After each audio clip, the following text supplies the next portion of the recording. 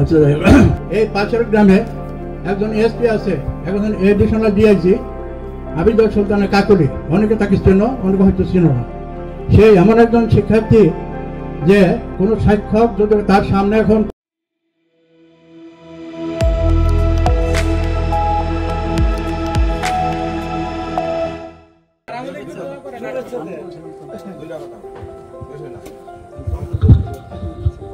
আচ্ছা, আমাদের হাজী জমিরুদ্দিন উচ্চ বিদ্যালয়ের শিক্ষক মণ্ডলী এবং উচ্চ বিদ্যালয়ের প্রাক্তন ছাত্রবৃন্দ অনেকে এখানে বক্তব্য বলে গেছেন যে আমাদের ভারতীয় হাজী জমিরুদ্দিন স্কুল অ্যান্ড কলেজের শিক্ষার্থী।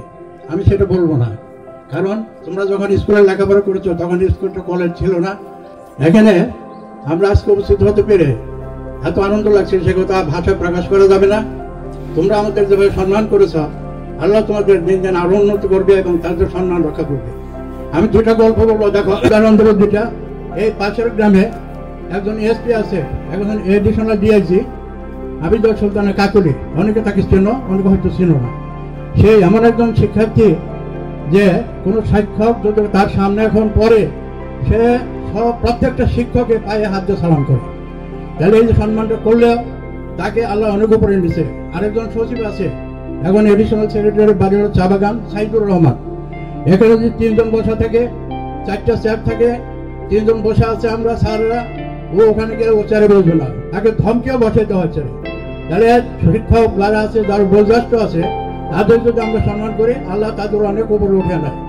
আর তোমরা, আমরা জানি, দেখেছি, এখনো দেখছি, তোমরা যারা আছো তোমরা কারোর সাথে কোনো ব্যবহার করো নাই, তোমাদের আল্লাহ ভবিষ্যতে ভালো করবে। তার বিপরীতে একটা গল্প বলি। সুবন মাস্টার নামে একজন শিক্ষক ছিল মির্জাপুর প্রাইমারি স্কুলে। ও একজন বলতেছে যে দেখো একটা ছাত্রের অবস্থা কি, যে আমি গরুর হাটে যেতেছি ঈদের বাজার, একটা ছেলে বড় হয়েছে, ও সিগারেট টানতে টানতে আসতেছে, আইসা আমার বলে স্যার সালাম আলাইকুম। পরে বলে কি স্যার আমি তো আপনার স্কুলে এখন পড়ি না, তার মানে এখন পড়লে তখন বিড়ি খাইতেই পারে। তাহলে ব্যতিক্রমটা কোথায়, তাই না? তাহলে আমাদের এরকম ছাত্র আমরা পড়াই নাই, আমরা এরকম ছাত্র গড়ে করি নাই। তোমরা যেভাবে গড়ে করছো, যেভাবে শিক্ষকদের সম্মান করো বা করতেছ, তোমাদের আরো অবশ্যই ভবিষ্যতে আল্লাহ তোমাদের উন্নতি করবে, এই আশা আমি ব্যক্ত করি। তো সেটা আমি একটা প্রস্তাব রাখবো, যদি তোমরা ভালো মনে করো তাহলে করবে, আর যদি ভালো না লাগে তাহলে আমাকে অপ্রাসঙ্গে কোনো খারাপ কোনো মন্তব্য করবে না।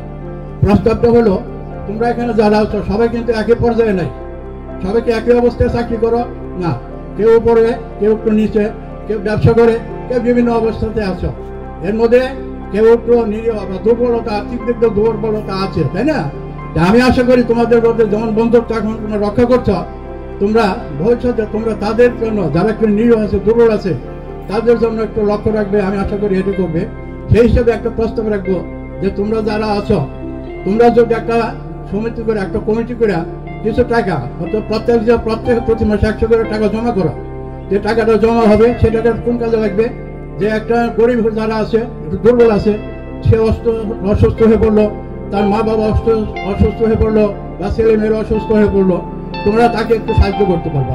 হয়তো একটা মেয়ে বিয়ে দিবে, তারও একটা দুর্বলতা আছে, তোমরা যে তাকে একটু সাহায্য করতে পারবে। আমি আর বেশি কথা বলবো না, কথা বলার সময় আমি অনেক কথা বলতে পারতাম, যেহেতু আরো স্যার আছে, তবে আমিও তোমাদের জন্য দোয়া করবো। আর বেশি না বলে এই বক্তব্য রেখে আমি সবাইকে ধন্যবাদ জানিয়ে আমার বক্তব্য